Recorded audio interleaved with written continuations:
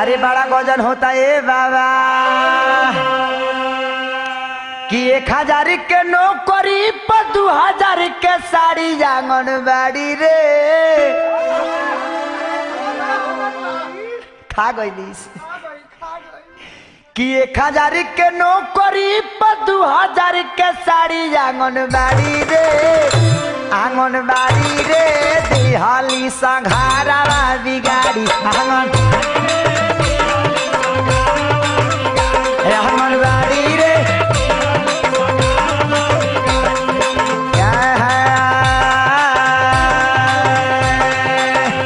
ऐसा का होता हो